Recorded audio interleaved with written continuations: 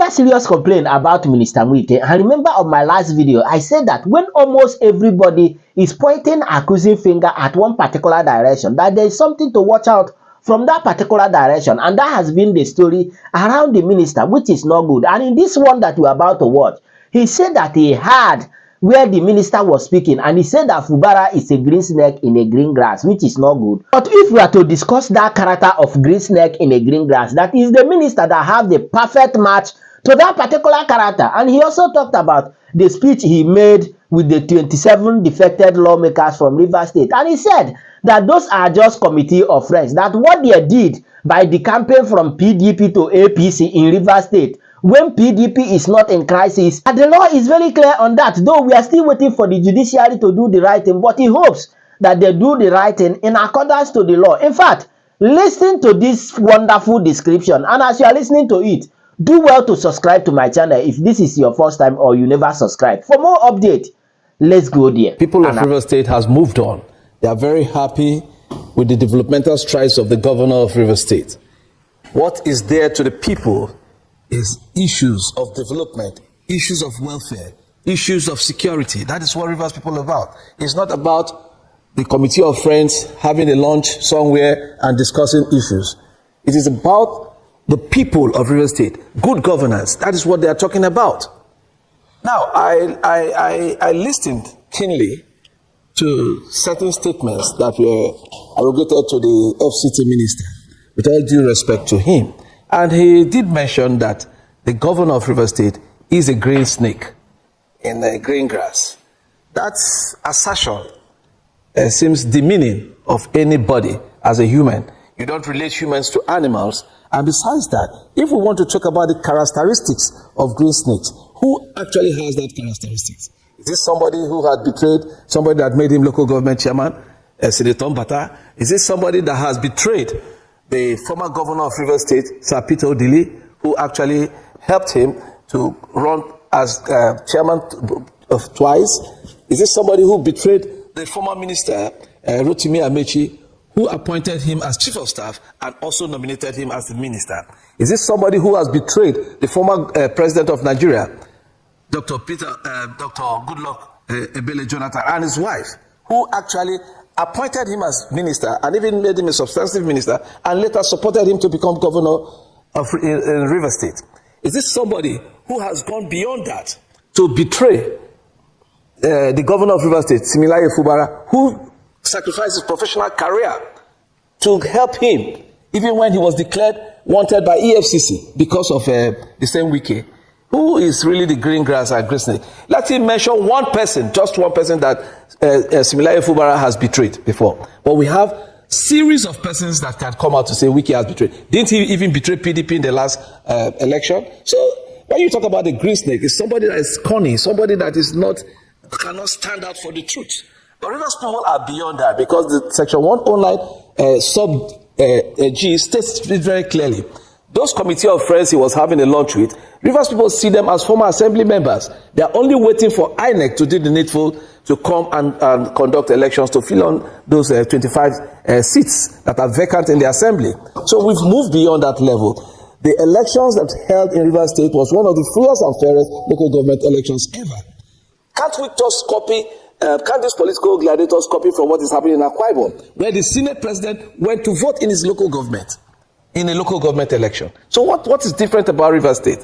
So I don't see us as disturbing ourselves with what somebody says while having lunch with his friends. We are here for good governance, and that is it. President Bola Ahmed Tinubu has tried to intervene in this matter.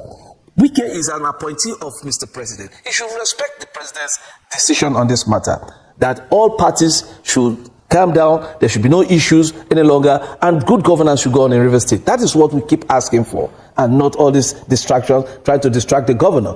The governor is very busy. Look at, in the whole federation, it is only the Rivers State governor and the Lagos State governor that have agreed to pay up to 85,000 naira to civil servants.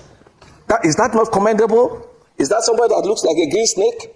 So, you see, I feel very worried when political leaders we are look up to belittle themselves to start to talk about petty things that don't really add value to the common man. Now, talking about, betraying the PDP, the FCT minister said that he has no regrets, supporting the opposition at that time, and that he believes that he's been fighting for justice and for equity. And he also promised that he will continue to be problematic, towards all his political enemies. What do you make of that statement? What does that mean for the people of Rivers State, saying as he remains defiant that the structure that he said he has put in place will not be dismantled?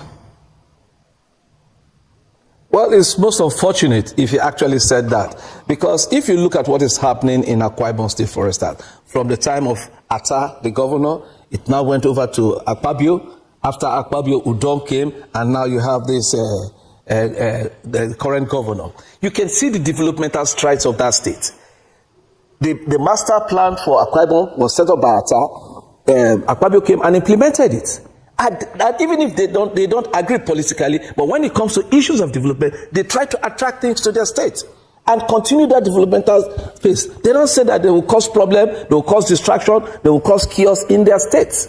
And this is the kind of politics we are supposed to be playing as a people, as Rivers people. I feel ashamed that those who call themselves leaders will sit down, fold their hands, and be clapping for one side or the other side, and arrange people to sit down, wear uniform, come together on television, and start throwing insults on people. Is that what we want in Rivers State? I expect the FCT minister to attract something to Rivers State. That is what I expect him to do, and not to be saying that, creating political enemies and causing all this drama. It is uncalled for. Wike is somebody that we respected so much. When he was governor in the state, we respected. We all supported him. Now he brought this governor. And now the governor is serving the people. And let us not forget that Rivers State is a multi-ethnic state. Now, the governor is from the Ijaw extraction. What do you have to say that an Ikwere minister wants to remove an Ijaw governor after Ikwere have done 16 years for governor without and had the cooperation of all other ethnic minorities in the state? So I don't see this as something that puts food on the table. The governor is very busy in trying to ensure that development goes ahead in Rivers State. He's being distracted with all this political drama. And the governor did say on the last television appearance he made, he said that there is no price he cannot pay for peace in the state, because this was setting back the hands of development in Rivers State. So this is what we should be looking at. And I call on Mr. President to call his minister to order, because we are tired of this distraction. He says he's waiting for the Supreme Court to speak. Yes, let all of us wait for the Supreme Court to speak. The Supreme Court knows that the sections of the law, 109 sub G, is very explicit. As long as there was no crisis at the time this man defected.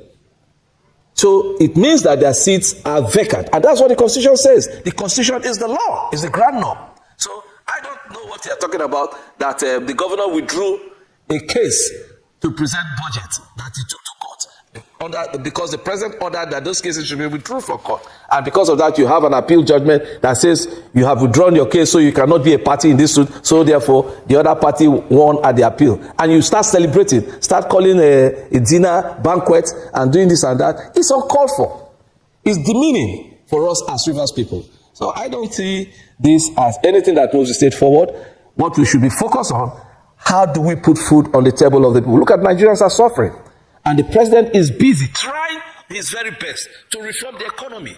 Traveling from here to there, try to woo investors, try to ensure that we can pay our debts, we can get more loans and all that. Meanwhile, his minister is busy causing problem in the state that brings the highest revenue to Nigeria, causing chaos here. If not for the peaceful disposition of the governor of the state, by now the Niger Delta would have been on fire. But the governor says, no, we must embrace peace. We must respect Mr. President. And that is why it looks as if the governor is weak, because he has decided to embrace peace. But he should not take his weakness or the silence or his peaceful nature for granted, because Rivers people are ready and they are standing with the governor. So I don't think there's anything Mr. Wike and his friends will do to Fubara. Fubara is the governor of the state. He's the political leader of the state. And until he finishes his tenure, the mandate that was given to him by Rivers people, there is no minister or any dance or any lunch or any dinner or any banquet or any TV program that will remove him from power. All right. What do you make of the statement by the former governor and the minister of the FCT talking about Nyesom Wike who says former Vice President Atiku Abubakar is a failure, and also says Nigerians have rejected him time and time again in the polls. Well, you see, these days, we don't spend money to watch comedy skits these days. Because, you see, when politicians who are leaders will start giving us comedy show, we know we used to have Agodai, AY, and the rest, and we pay money to go and watch this. But these days, we don't patronize them any longer. Because we just sit down, watch the television, and see one political leader trying to amuse us with some rhetorics that doesn't make any sense to the common man and doesn't add value to the politics or does not improve the democracy we all fought for. And Bola Ahmed Tinubu fought tirelessly when he was in trenches with Nadeko to sustain. Saying that Atiku is a failure or this man is a failure or not failure, I can't speak on behalf of Atiku. I did not support him in the last presidential election. Fubara did not support him in the last presidential election because we had an understanding, and Wike made us to believe that the South, the presidency is supposed to come to the South. And because of that, we had a meeting and we all agreed that we are going to support a Southern presidency. That is why you saw the number of votes that Ahmed Bola Tinubu got from Rivers State and the number of votes Peter Obi got also from Rivers State. Is because we decided as a people to support the Southern vote. I can make it clear and I can say it clear, it's on record. INEC has the clear records. The president even knows that Wike's local government, Obiakpo, it was Peter Obi that won. But because I and the chief of staff and so many others of us, we went on a protest and we shut down INEC office for 1 month. We are protesting there.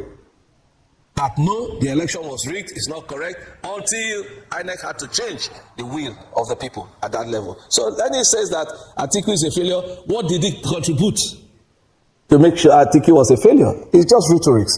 I am not a fan of Atiku, I don't know him, but I can say clearly for one, it doesn't add value to democracy. He needs to tone down this politics of hate.